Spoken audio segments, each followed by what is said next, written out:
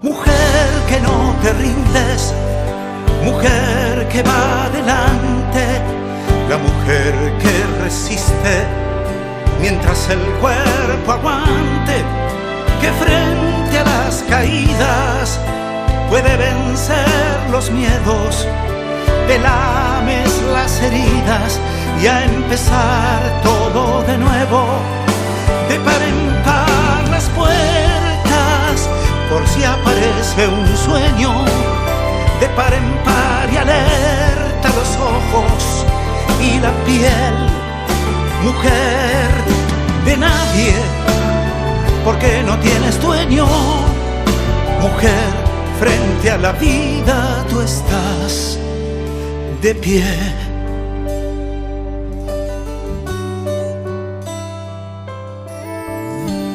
Muy buenas noches, ¿cómo están? Un placer volver a encontrarnos en estas historias de mujeres valientes.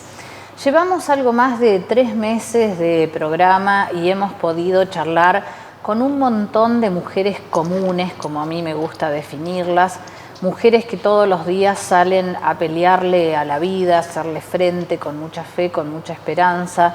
Muchas de ellas han pasado situaciones muy complejas, pero siempre han salido adelante y ese es un poco el mensaje que queremos dejar en este programa. Voluntad, esfuerzo, fe, esperanza y mucho amor seguramente en muchas ocasiones y se logra. Esta noche también vamos a hablar con una mujer que tuvo pasajes de su vida muy complicados y sin embargo hoy debe estar orgullosa de lo que ha conseguido. Y se lo vamos a contar. Ella, por supuesto, en primera persona. Roxana.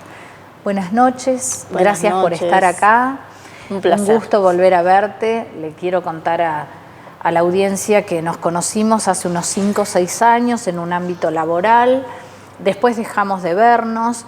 Y yo te sigo por ahí en redes y veo tu evolución y la verdad que me alegra mucho porque en el momento que nos conocimos venías o todavía estabas atravesando periodos bastante oscuros de tu vida y de ello vamos a hablar después.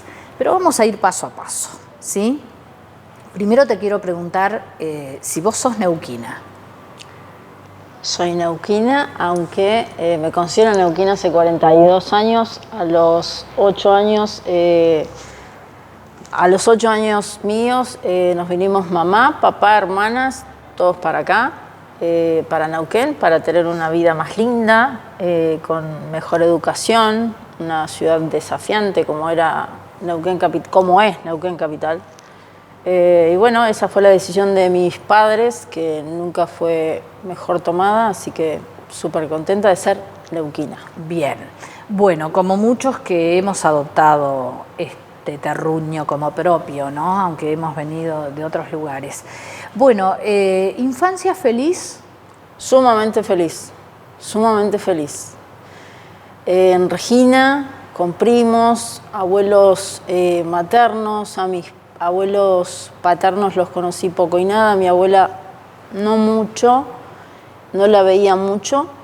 Mi abuelo paterno falleció muy joven, aunque bueno, sí tuve mucha presencia de mi abuela Sofía y mi abuelo Rodolfo, mucho canal, mucha diversión, mucho pan con mermelada y sí, con mermelada, el que se podía, claro.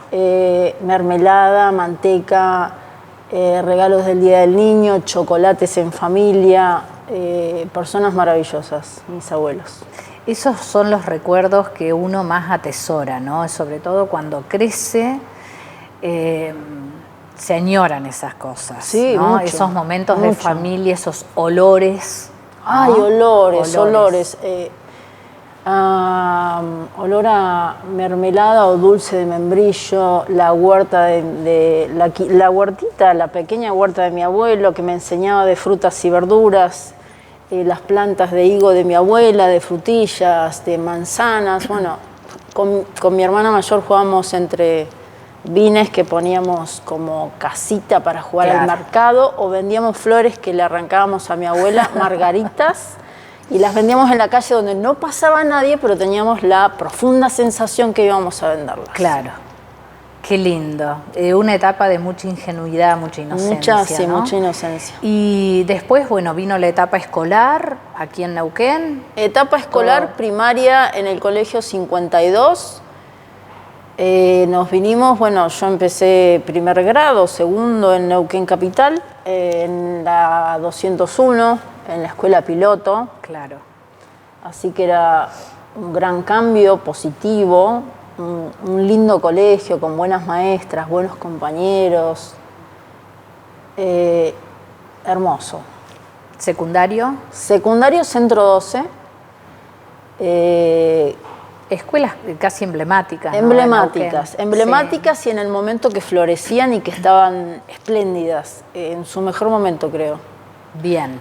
¿Terminaste la escuela? ¿Qué hiciste? ¿Trabajaste? ¿Seguiste estudiando? Terminé la escuela y tenía así como la sensación que me tenía que ir a estudiar. Me decían, ¿qué vas a estudiar? Tu hermana está en Córdoba. Así que me fui a Córdoba. Al principio no sabía muy bien qué hacer. Empecé radiología,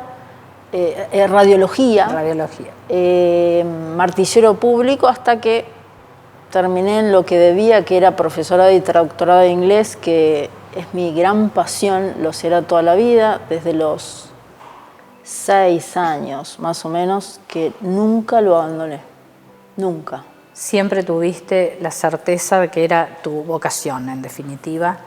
Sí, mi profundo amor por el idioma, que lo fui evolucionando y lo fui cambiando y le fui dando otra vista. Sí, mi profundo amor. Bien, hasta esa etapa, digamos, vida normal, feliz dentro de lo que uno puede llamar feliz, ¿no? ¿En qué momento tu vida cambia? Una vida sumamente feliz siempre, una familia muy bien conformada, mamá, papá, muchos valores en casa. Buena relación con mis hermanas, la verdad que éramos un núcleo, cuidábamos a la más chica, que era una diferencia bastante grande entre mi hermana mayor y ella, entre Sole, que es la más chica, y yo. Hay una diferencia de 8 años, con la más grande 10. Bueno, dedicarnos a ella, jugar, no sé, los amigos del barrio, los amigos de inglés, los amigos del colegio, después la facultad. ¿Cuándo cambió la vida? ¿O por qué te cambió de golpe?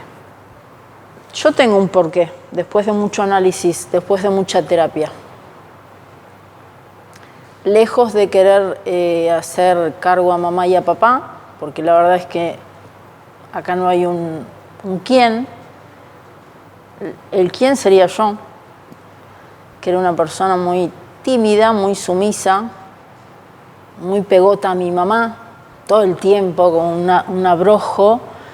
Y yo me crié en una burbuja, así lo siento, de protección de mi mamá y mi papá. Todo el tiempo siguiéndolos y tomándolos como referentes toda la vida, hasta que uno los empieza a mirar de frente. No con eso masacrándolos, sino mirando las partes buenas, las partes oscuras y las partes luminosas de cada uno. Mi madre, por supuesto, se llevó muchos premios porque mi mamá creo que logró en mí la disciplina que tengo, la capacidad de trabajo que tengo, el nunca rendirme, el siempre ir para adelante. Bueno, por ahí la desfachatez que tengo es muy de mi papá. Y bueno, los dos de la mano hacían que yo tuviese una educación mejor y pretender una vida mejor. Creo que es eso mucho lo que yo sentí, que vivía, con mis hermanas siempre cerca, el grupito de amigas de toda la vida de la secundaria, después los amigos de inglés, hasta que llegó la parte de ir a estudiar, donde también me sentía muy cobijada por mi hermana, por los amigos de mi hermana, algunos míos de la facultad de la Escuela Superior de Lenguas de Córdoba. No muchos, éramos muchísimos dentro de la escuela, pero no tenía muchos amigos. Yo siempre fui bastante introvertida. Soy sociable, Pero con cuidado. pero con cuidado, no parece, pero soy sociable con cuidado. Así que bueno, fue como muy repentino después tener algunas parejas a los 27. No, perdón, mi primer novio fue a los 21. Después tuve algunas parejas ocasionales, lindas relaciones, hasta que caí en un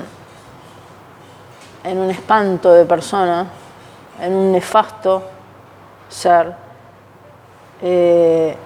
Y ahí cambió mi vida para siempre. Creo que yo venía, de todas maneras lo tomo como algo que capitalizo, porque yo venía como muy anestesiada, con una vida muy, muy preciosa que me dieron mis papás, desde lo económico, no sé, la vida que me podían dar era para mí muy linda, con los afectos cerca, con todo a mano, como para que yo tuviese un futuro feliz. Y de repente se me apareció un monstruo de cara y no lo reconocí al principio. Ese monstruo apareció con toda la fuerza después de estar,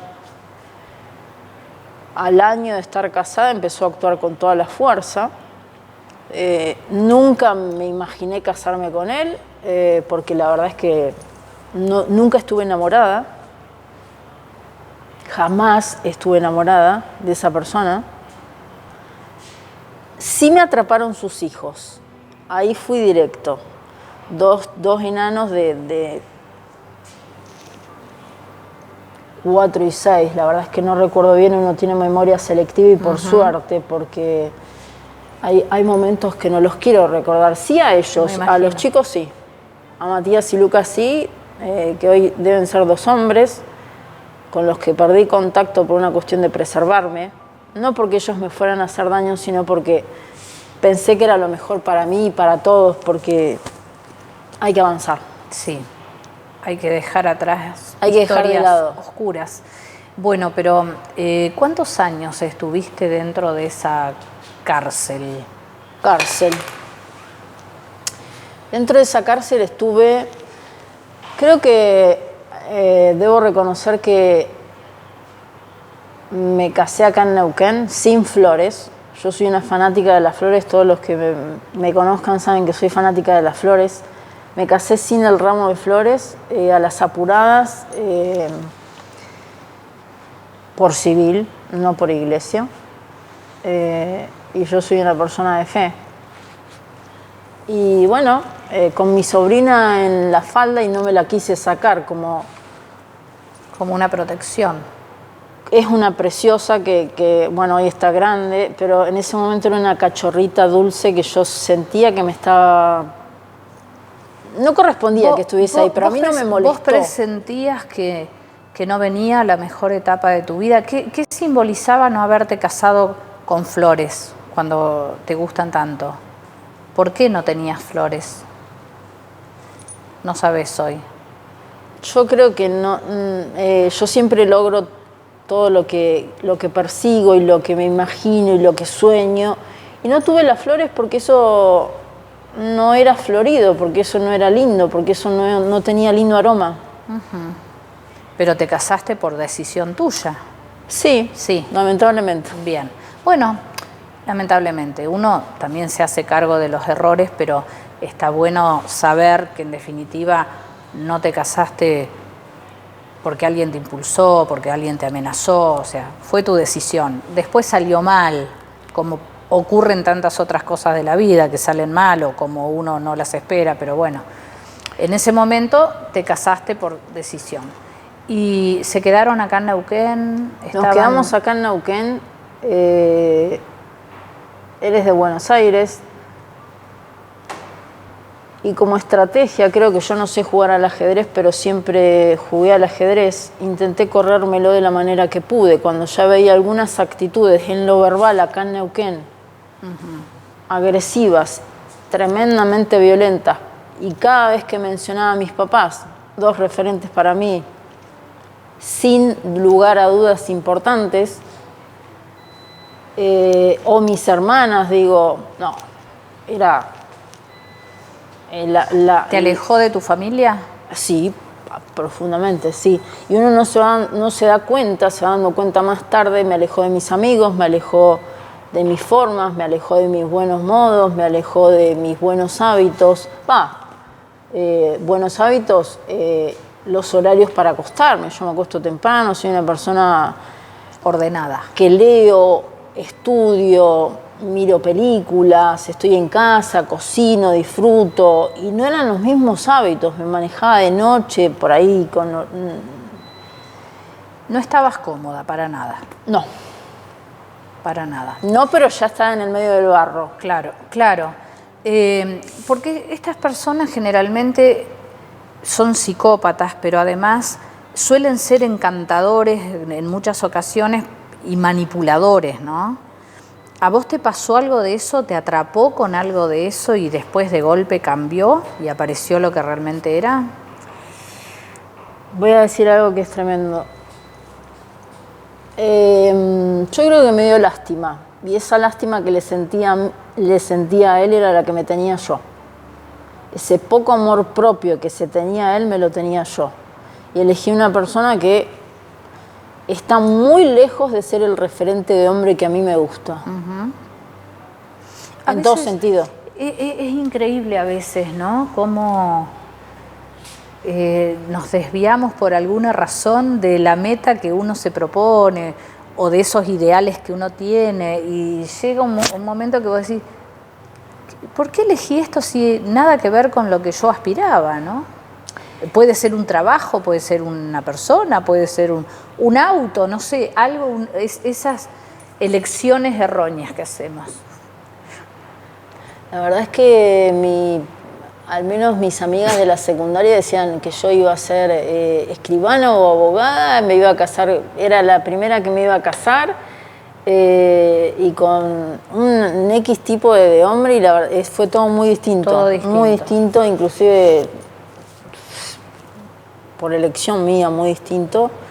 Lamentablemente elegí mal, vuelvo a decirlo.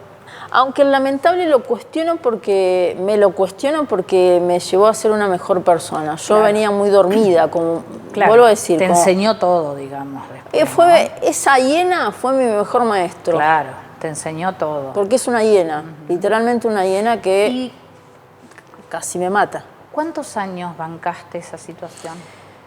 Bueno, lo corrí para Buenos Aires.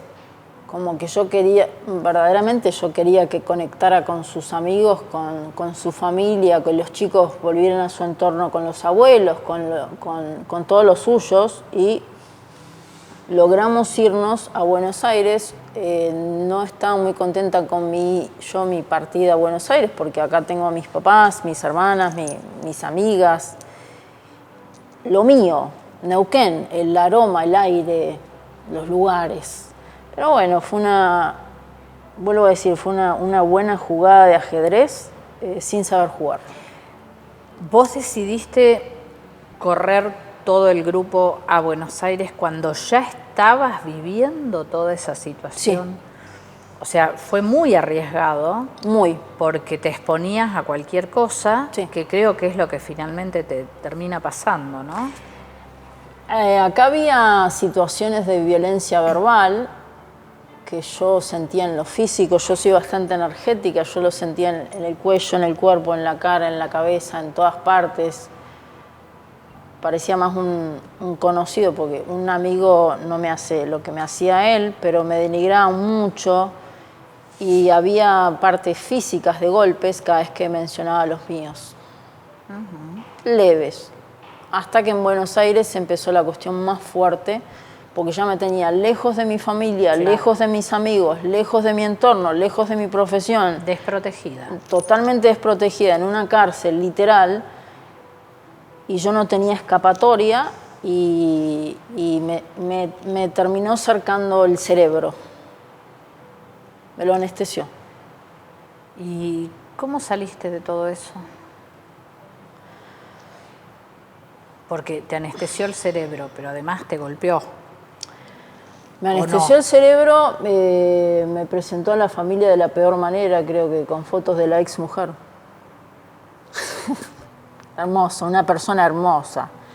Igual me provocó como, bueno, qué sé yo, miremos quién es.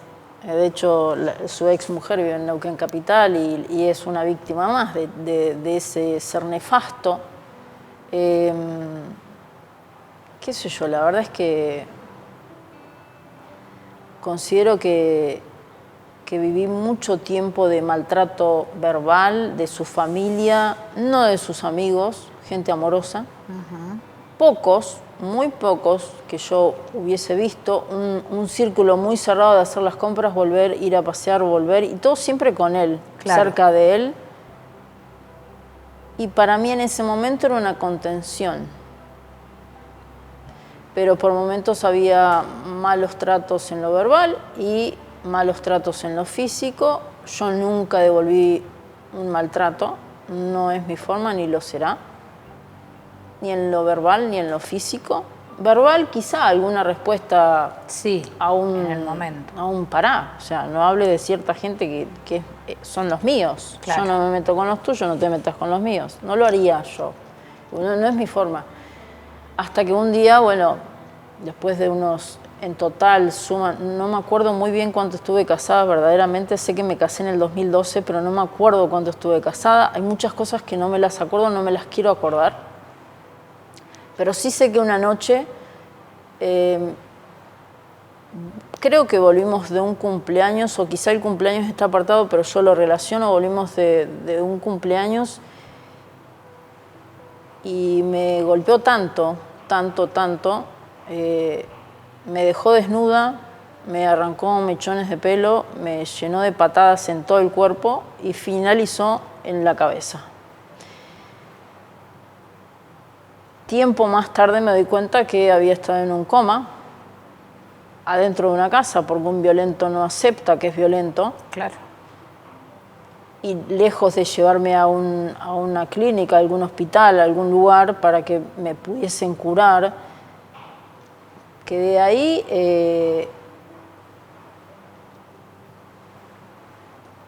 sin saber cuánto, y no sabes sin cuánto saber tiempo. cuánto tiempo estuve en coma.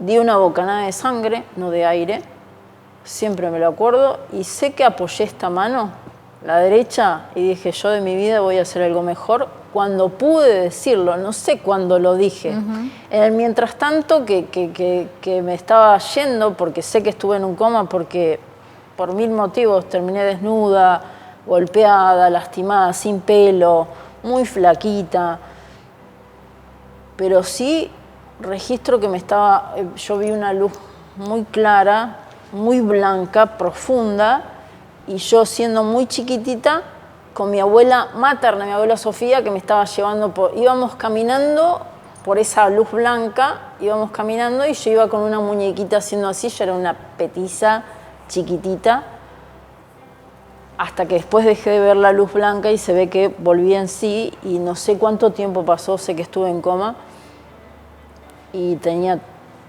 la boca llena de sangre porque me pegó por todas partes, me quitó piezas, molares, de todo. Me dio patadas en la cabeza, literales. Persona que tiene el golpe prohibido con un hombre porque practica boxeo, kung fu y sipalki. Roxana, ¿y cómo saliste de eso? Con coraje. ¿Te pudiste ir de esa casa? ¿Pediste ayuda? ¿Qué pasó? No, nadie se tenía que enterar de mi dolor. Nadie. Nadie. Mis redes estaban llenas de alegría, mis redes estaban llenas de cosas lindas, de un camuflaje. En un momento yo iba al médico porque le iba a pedir la receta para mis pastillas para dormir. Las tomo desde que tengo 20, 21 años, porque tengo un trastorno de ansiedad, entre tantas cosas. Y ese día, cuando vi al médico, me preguntó, Roxana, ¿qué te pasa? Porque yo me inyecté en un llanto cuando me pude recuperar de esa de esa golpiza, me vendé las vértebras de este lado. Me acuerdo que agarré algo que estaba de este lado y me las vendé sola porque yo sé que él me acercó hasta la cama, pero creo que me arrastré porque podía arrastrarme. Y cuando me recuperé, un día me acerqué hasta la habitación donde estaba él porque yo no quería estar cerca, lo sostuve lejos hasta que me recompuse en la misma casa. Cuando me pude recomponer, le dije, voy al médico, ya vuelvo. Era un día que lloviznaba. Me dice, ¿no querés que te lleve? No, te agradezco, quiero respirar un poco de aire. Y era literal, quiero respirar un poco de aire. Abrí la puerta con esta y cerré con llave y no volví nunca más. Fui a buscar la receta. Me fui con un Montgomery color azul, una cartera que me había regalado mi mamá, de cuero cruzada, con el pelo recogido, sin nada, porque... ¿Manejabas dinero?